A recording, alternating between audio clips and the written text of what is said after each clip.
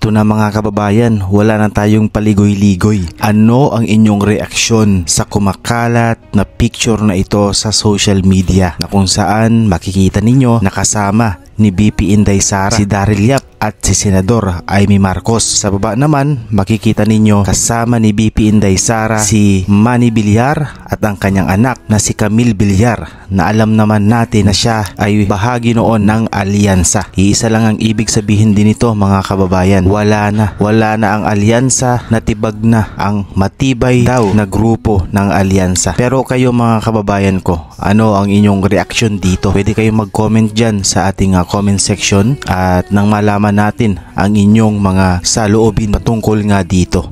Sigurado marami ang hindi makapaniwala sa nakikita nila ngayon. Marami din ang nagagalit. Sasabihin nila na nagpabudol na naman daw si BP Inday Sara. Pero sana pakinggan din natin yung kanyang side at kung bakit nga nangyayari ito. Ibig sabihin din ito ay mabubuo na ba or magiging parte ba ng Duterte team ang dalawang ito, si Amy Marcos at si Camille Villar. Magiging Magic 12 na ba sila? Sa ngayon wala pa tayong impormasyon patungkol nga dyan, pero sabi marami ang nagpo-post na mga solid DDS supporters na abangan daw natin yung malaking pasabog. Siguro sa mga susunod na araw yan, talaga namang pati tayo ay nag-aabang dito sa napakalaking anunsyo na to na kung isasama nga itong dalawa na to sa lineup ng Team Duterte. Sa ngayon makikita nyo naman yung ginagawang hearing ngayon ng Senado patungkol nga sa illegal na pag-aresto kay Pangulong Rodrigo Roa Duterte. Yan ay sa pangunguna ni Senador Amy Marcos. Siyempre marami talaga dahil nga nakadikit sa kanya ang apelyido niyang Marcos at kapatid niya ang kasalukuyan nating namumuno ngayon ng ating bansa, ay hindi maitatanggi na maraming Pilipino talaga ang natauhan na ngayon at hindi na magpapabudol muli sa mga Marcos. Pero ito nakikita natin na kasama niya ngayon ni BP Inday Sara si Amy Marcos. Pero alam din naman natin na matagal na ring magkaibigan tunay ang mga Duterte at si Amy Marcos. So yan yung isa sa ating talagang hindi marami pa rin talaga sa ating mga kababayan ang nagulat to, no? Kahit nga ako nagulat dahil nitong nagdaang linggo lang ay in-announce nga ng PTB Laban ang additional sa kanilang lineup na si Eric Mata, no? Si Doc Eric Mata. Kaya tinawag na Duterte yung senatorial lineup ng Team Duterte. Tapos kahapon lang nitong ay nakita nga natin itong mga post na to sa social media na kita natin na alam naman natin nandito na si BP Inday Sara, no? At makikita natin na ini-endorso na si itong pero hindi pa tayo sure kung ini-endorso ba talaga, no? Pero malalaman nga natin yan sa mga susunod na araw. Pero syempre tayo bilang isang totoong taga-suporta ng mga Duterte ni BP Inday Sara, ay kung ano man yung kanyang maging desisyon ay susuportahan na rin natin yan, dahil alam kong ito ay para na rin sa ikauunlad ng ating bansa, no? Ito namang si Camille Villar, alam naman natin noong nakaraang administrasyon ni Pangulong Duterte, isa sa mga kanyang gabinete ay ang kapatid nito na si Mark Villar. At alam ko na talagang may mga pinagsamahan itong mga to, ang mga Villar at ang mga Duterte. Siguro si Camille Villar dahil nga hindi na rin niya kinaya yung ginagawa ng administrasyon ngayon, na siguro ay hindi rin siya naging pabor sa mga nangyayari ngayon, lalong-lalo na alam nyo naman yung sitwasyon ngayon ni Tatay Digong. Kaya siguro kumalas na rin siya sa alyansa. Kaya pala madalas hindi na rin natin siya nakikita sa mga pagtitipon ng kabilang ng alyansa na yan, no? Wala na rin siya doon, hindi na rin siya uma-attend sa mga pagtitipon na yan, na alam naman natin na ang mga Villar ay isa rin sa mga talagang magagaling na naging politiko ng ating bansa.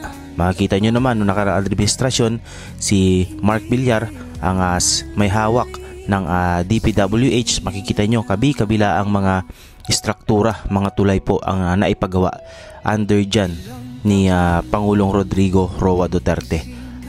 Yan. Kaya kung ano man ang maging desisyon, kung ano man ang maging anunsyo sa mga susunod na araw, sana po mga kababayan ay suportahan natin.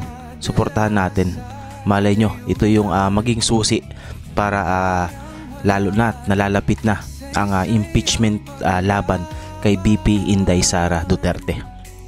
Kailangan natin to mga to, no? Pero sigurado, no, hindi naman ko kayo pinipilit. Alam ko marami sa inyo ay hindi pa rin maka get over, no, sa nangyari nga, no, sa mga nangyayari ngayon talaga, no.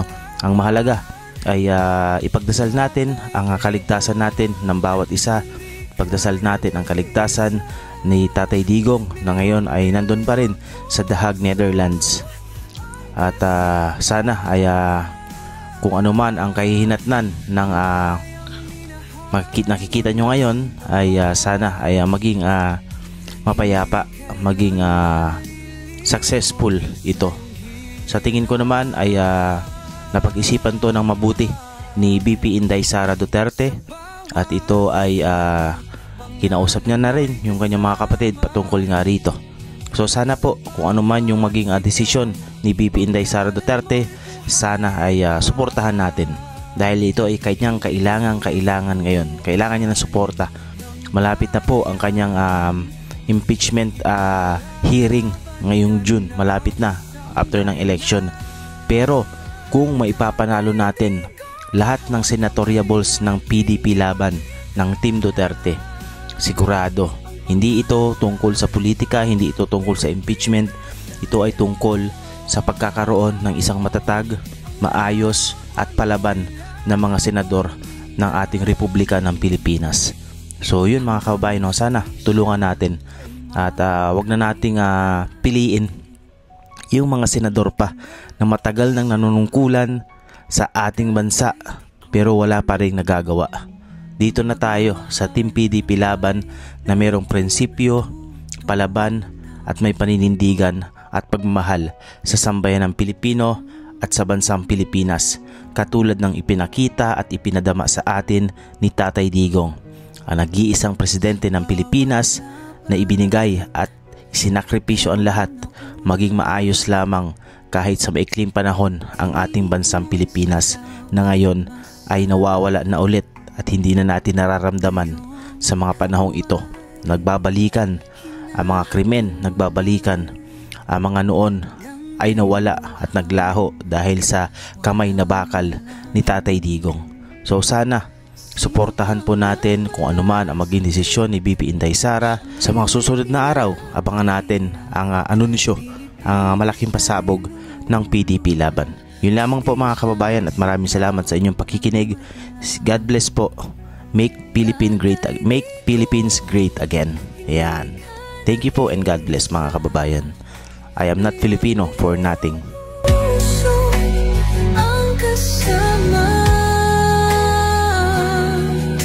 Ang bayang minahal mo ng tapat, hindi kailanman lilimot sa iyong hirap.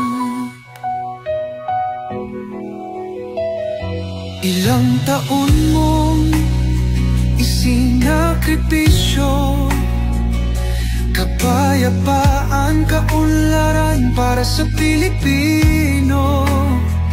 Ngunit ngayon'y dinadala sa dayuhan, parang wala nang saysay ang paglaban.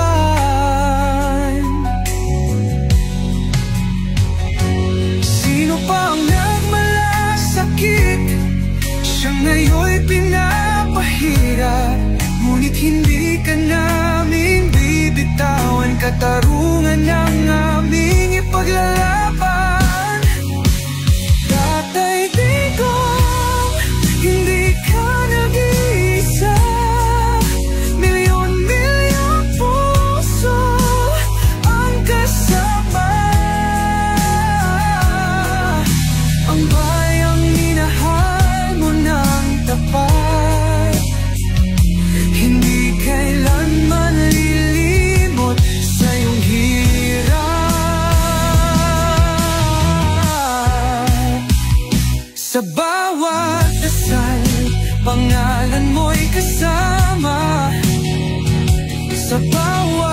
sigaw, pangalan mo'y buhay pa.